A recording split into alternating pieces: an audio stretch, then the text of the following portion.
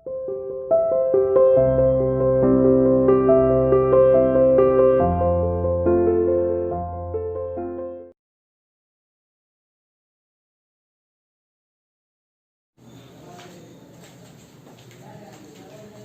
to CA International School online classes. Hello students, how are you? Hope you are fine.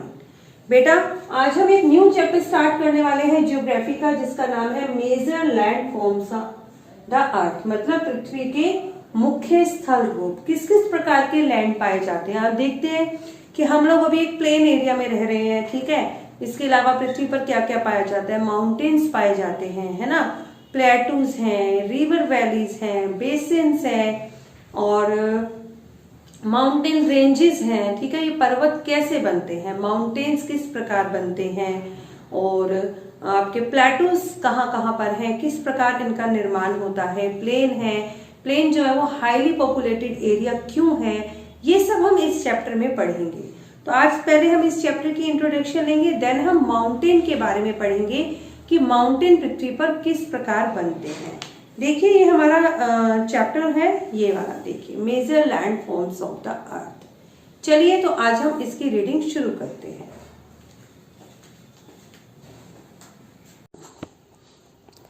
You must have seen some of the landform features as shown in the figure 6.1 below.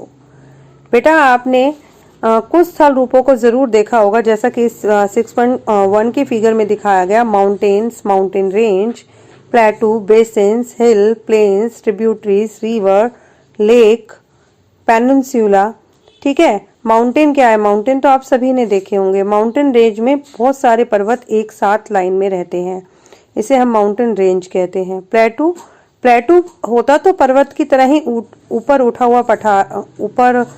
हुआ भाग होता है, लेकिन वो ऊपर से एक table की तरह फ्लैट होता है। प्लेन एरिया, यानी कि प्लेन एरिया तो आपने देखा ही है, आप प्लेन एरिया में ही रहते हैं, मैदानी एरिया है ये। आगे देखिए, you will notice that surface of the earth is not the same everywhere. और आप ये देखेंगे, यू विल नोटिस, आप ये नोटिस करेंगे कि जो अर्थ की सरफेस है, जो अर्थ की सतह है, वो सब जगह एक जैसी नहीं है। The earth has an infinite variety of landform. पृथ्वी पर अनगिनत प्रकार के कई स्थल रूप हैं।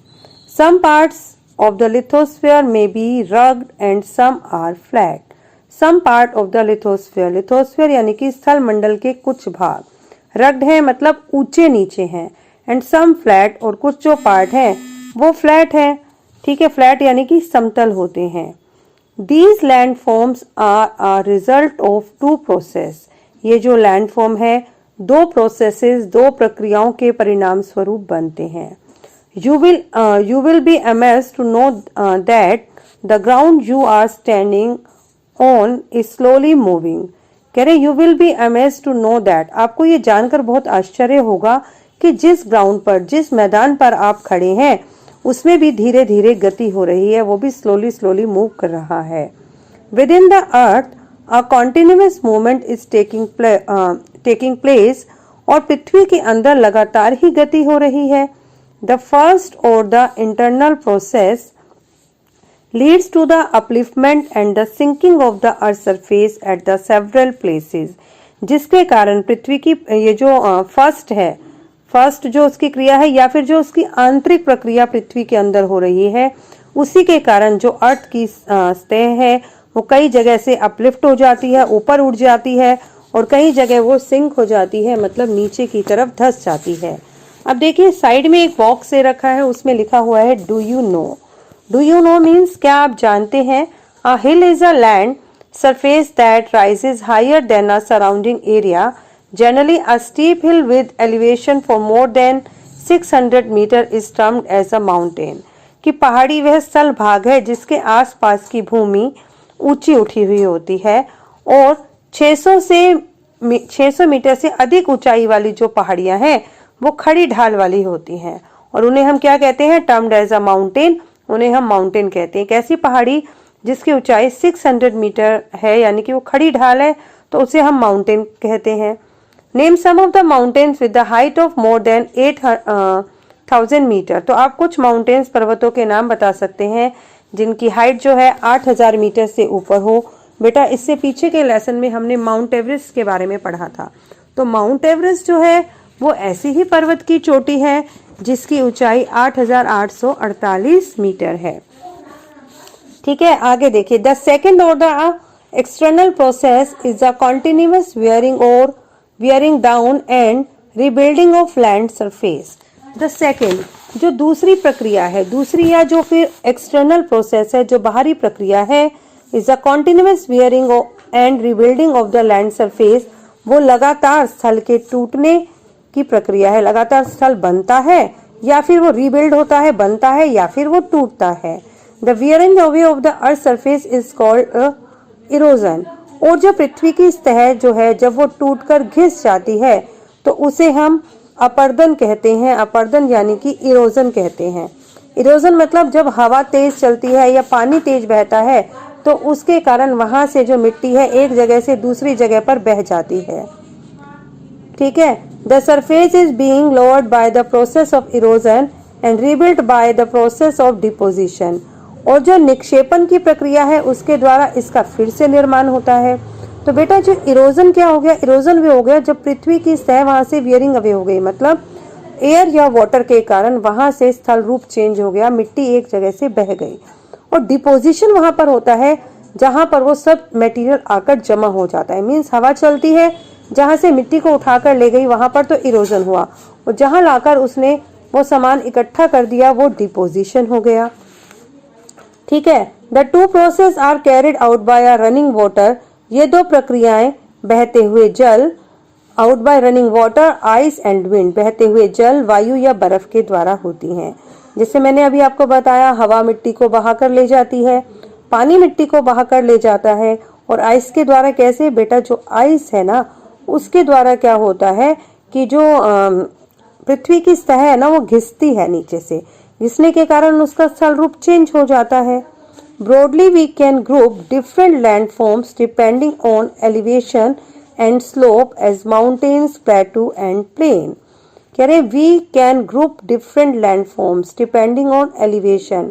हम विभिन्न प्रकार के स्थल रूपों को उनके एलिवेशन यानी कि उनकी ऊंचाई या उनके ढाल के आधार पर हम उन्हें पर्वत, प्लेटू यानी पठार, एंड प्लेन या फिर प्लेन में हम उन्हें वी कैन ग्रुप, हम उनका ग्रुप बना सकते हैं, उन्हें वर्गीकृत कर सकते हैं। ठीक है, अब देखिए साइड में एक बॉक्स दे रखा है, आओ कुछ कर कर सीखें, let's do.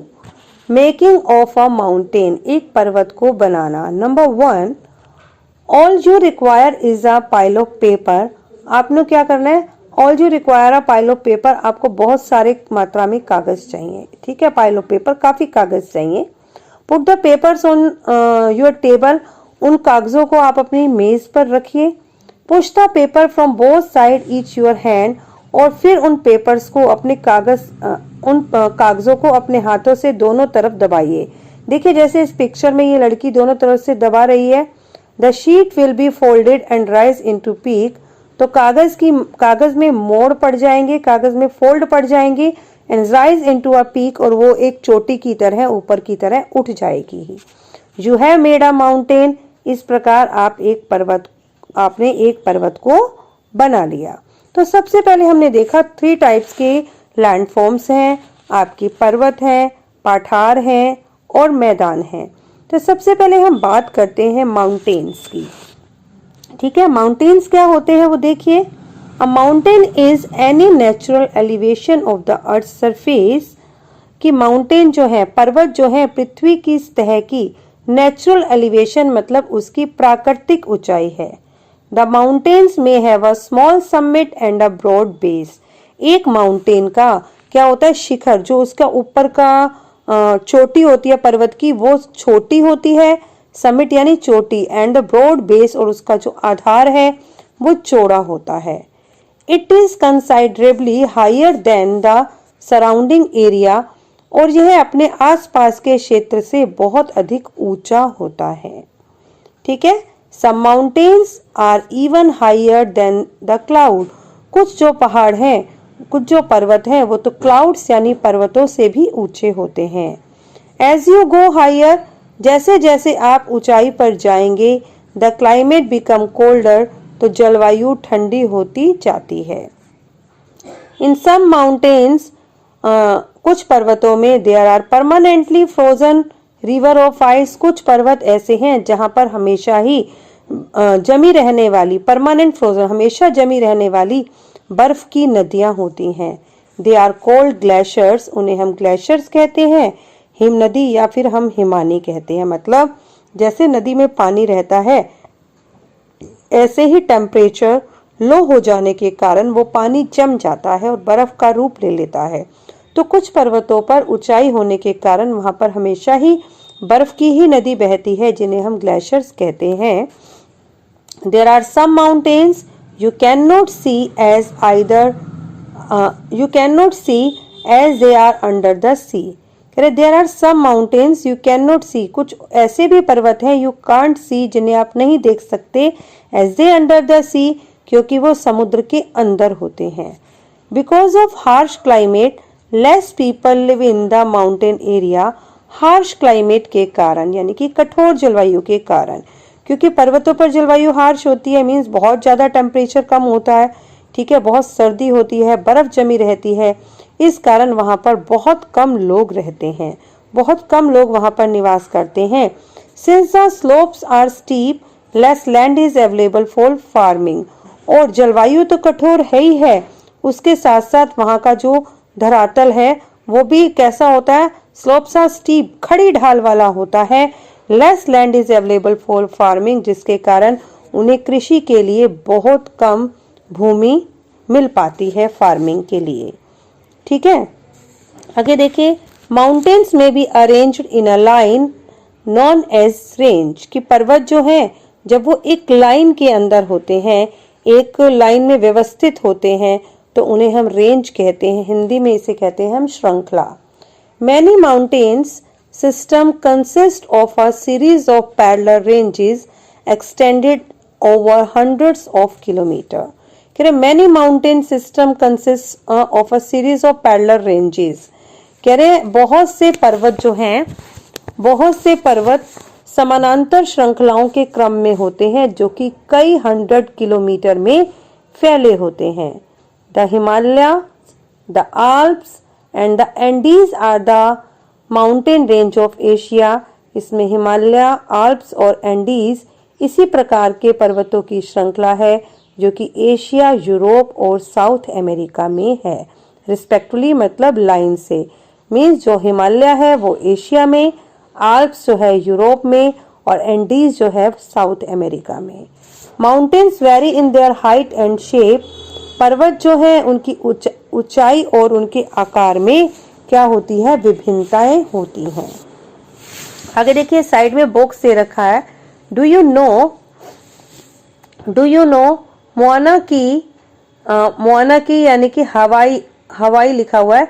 In the Pacific Ocean is a under sea mountain, प्रशांत महाद्वीप के अंदर ये जो मानाकी पर्वत है ये सागर के अंदर है।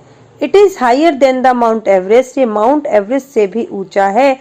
इज बीइंग 10,205 मीटर हाई, और इसकी जो ऊंचाई है वो 10,205 मीटर है। ठीक है बेटा, आज हमने इतना पढ़ा है, इससे आगे का जो टॉपिक है उसे हम कल रीड करते हैं। Okay students.